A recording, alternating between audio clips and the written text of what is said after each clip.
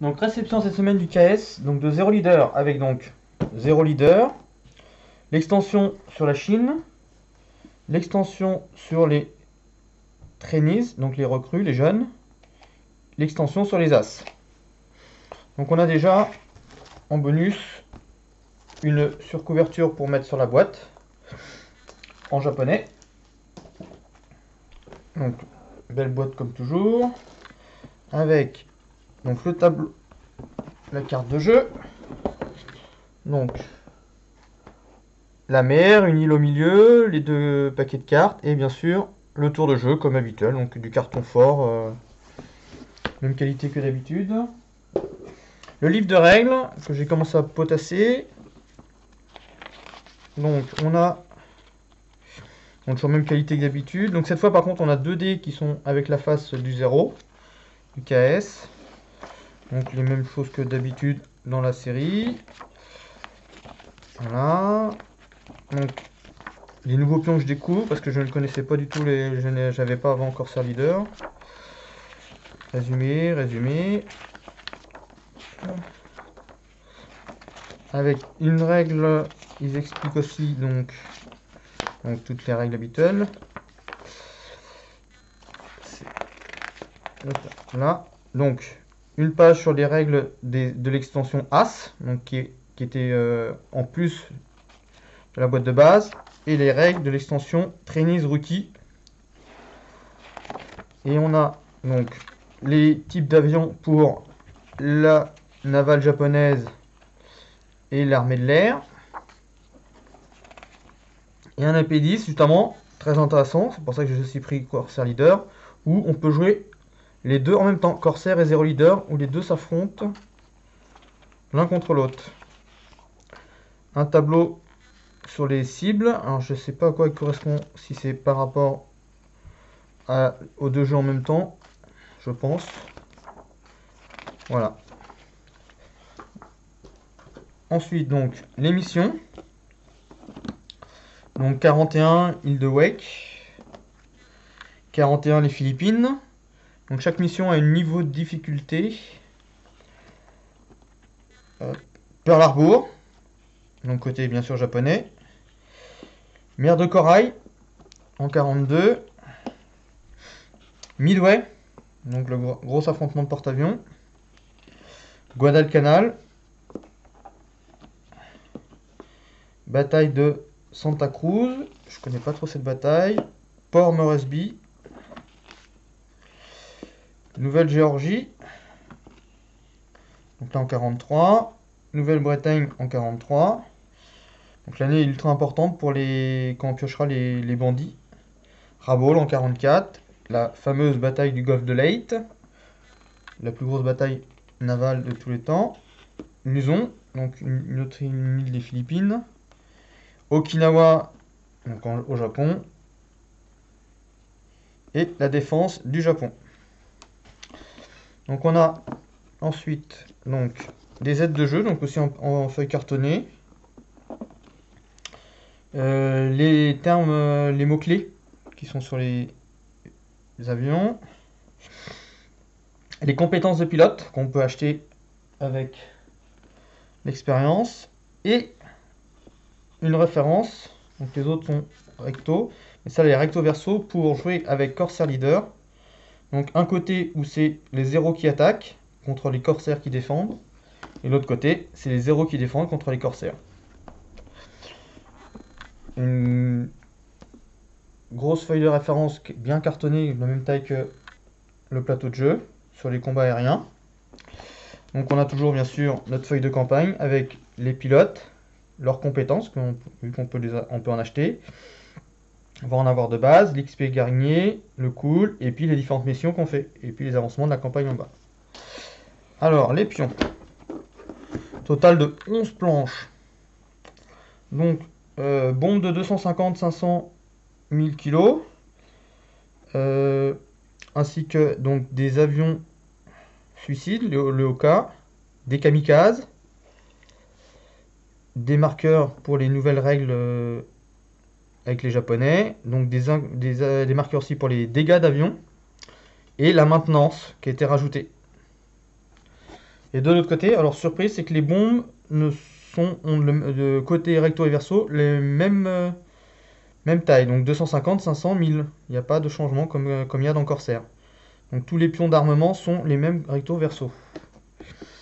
Donc on commence avec les bandits, donc de 41, donc chaque pion a son année, donc qui va être important pour les campagnes. Parce que bien sûr en 41 on n'affronte pas les mêmes avions qu'en 45. Donc 41 on a du P-39, du P-40. Ensuite donc 42, donc du F4, du P-38, le F2 encore du P-39. Donc de l'autre côté on a aussi donc les défenses au sol. Donc, bien sûr qu'ils changent aussi selon les années. Encore des défenses au sol. Donc là c'est du générique en général, c'est à peu près la même chose là sur l'infanterie. Donc il n'y a pas beaucoup d'évolution. 43, le F4U qui arrive. Le F4F encore là, du P38. Ensuite, en 44, le F6F. Encore du Corsair. D'autres Corsair en dessous. Beaucoup de Corsair d'ailleurs. Et l'arrivée du P47 et P51. De l'autre côté, c'est toujours à peu près les mêmes défenses. Ensuite, on a donc pour 45 du F4U, du F6F encore, du P51, P51.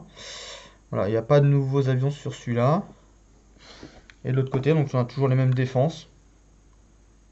Il n'y a pas du tout de différence sur les défenses terrestres. On a encore donc de nouveaux bandits pour 44 ou 45, voire même 42. Donc les pions stress, les pions marquage de campagne, des pions divers encore, et enfin donc le fameux saké pour les japonais. De l'autre côté, donc toujours pareil, donc les fameux avions japonais. Donc recto verso, toujours le même principe. Encore des avions, donc avec des marqueurs de dégâts sur les avions, ce qui peuvent être légèrement endommagés ou gravement endommagés.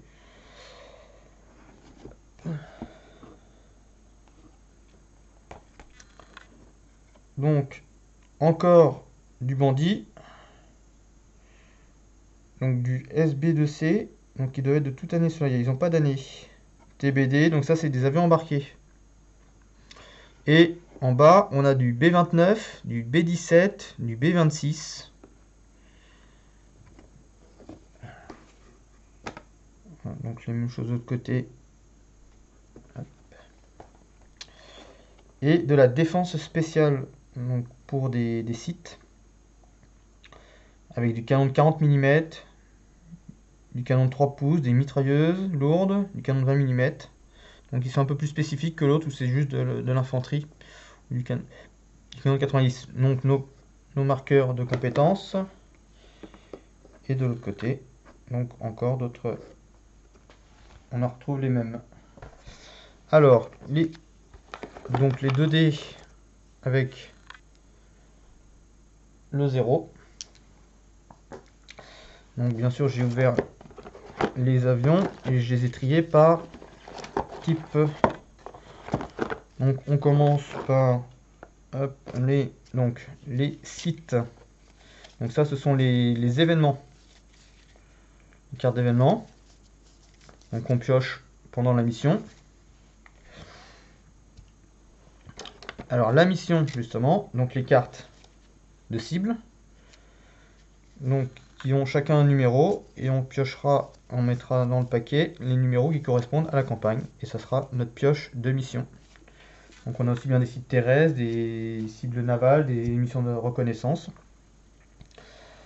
Ensuite, bah bien sûr, notre préféré, donc le 0, A6M2, une des premières versions.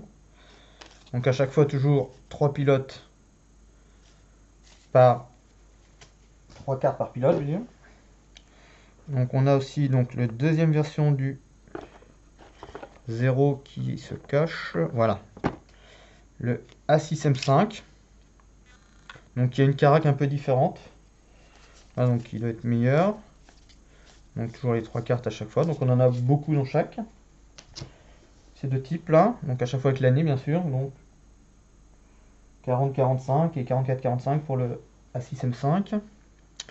Donc ensuite on tape. Donc alors des avions un peu plus tardifs. Donc le B6 Gilles. Donc beaucoup plus performant, plus endurant. Alors, si on reste dans le naval, on a donc le 5, le B5 N2 Kate. Maintenant le Val, pour aller couler tout ça des porte-avions.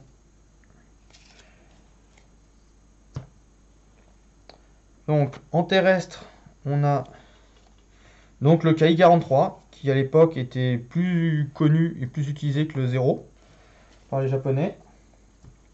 Et un avion terrestre. Alors, dans l'ordre, on a donc le KI-44, le Tojo. Donc on a quand même quelques-uns, on peut en faire pas mal. Le KI-51, alors de mémoire, il est un peu moins utilisé à l'époque. Le Sonia. Donc ensuite, le KI-61, qui arrive en 43, qui lui commençait à vraiment être intéressant. Donc aussi, on a quand même quelques avions, on peut en faire pas mal. Le KI-84, Franck, donc qui arrive en 44. Donc des avions qui normalement sont plus blindés que le 0 et encaissent beaucoup plus. Le J2M Jacques. Voilà, donc on a aussi pas mal d'avions, on en a quelques-uns quand même.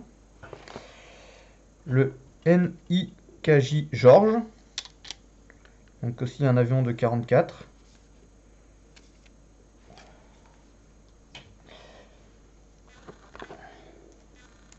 Encore du B5N2. J'ai mal rangé. Alors maintenant les bombardiers. Donc du bombardier terrestre. Donc on a le G3M Nail. Donc on en a quand même pas mal. Ensuite le Betty, le G4M. Donc tout ça c'est des bombardiers bimoteurs. Et le gros, le H8K, un quadrimoteur. Voilà. Donc avec ça, on a donc l'extension sur la Chine. Donc c'était une grosse extension, c'était le double des autres. Donc on a les pions pour les nouveaux avions, avec des nouveaux bandits.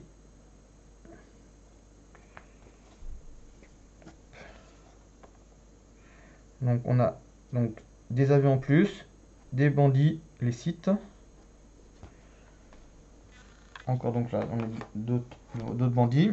Alors les campagnes, donc la Chine en 41, petit scénario d'introduction. Singapour en 42.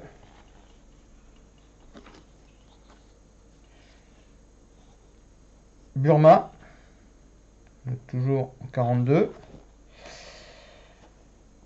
L'océan Indien, donc les raids dans l'océan Indien. Et Malaya. Donc tout ça c'est en 42, 41, 42. Avec ça, donc on a deux nouveaux avions. Donc le A5M Claude, donc le prédécesseur du 0, donc un peu moins performant. Mais... Le KI-27, donc pareil, encore un avion de vraiment tout début de guerre. Un chasseur. Alors le KI-48, donc un bombardier bimoteur. Et on a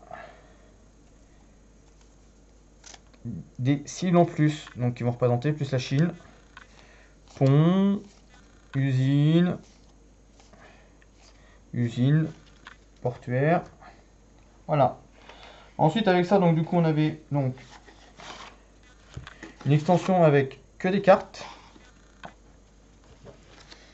Donc là, les jeunes, les trainees, donc on retrouve les mêmes avions, sauf que cette fois, ils ont que 2 niveaux de compétences, d'expérience. Donc ces avions-là sont utilisés quand on n'a plus accès à des renforts. Donc notre valeur de renforcement est à 0, et du coup on pioche dans ces avions pour reconstituer l'escadrille. Donc bien sûr, c'est des jeunes, ils savent pas très bien se battre, mais au moins ils auront le mérite d'être là. Voilà, donc on retrouve vraiment tous les avions du chasseur au bombardier. Avec en plus donc deux cartes d'événements à la fin. Et maintenant, une autre, je pense moins intéressante, mais qui a tout son intérêt aussi, c'est d'avoir des légendaries. Donc c'est des cartes que recto cette fois, où on a d'autres pilotes avec, donc qui ont de base des compétences meilleures, des caractéristiques meilleures et des compétences. Donc on paye des points pour les avoir, des points de spécial option. Ah, donc on retrouve les mêmes avions que tout ce qu'il y a, il n'y en a pas de nouveau. Hein. C'est juste que on a vraiment des pilotes avec leur nom à chaque fois en japonais. Avec bien sûr une petite photo, enfin un dessin, photo. Voilà. Et à la fin, 4 cartes d'événements qu'on rajoutera aussi au paquet avec le reste.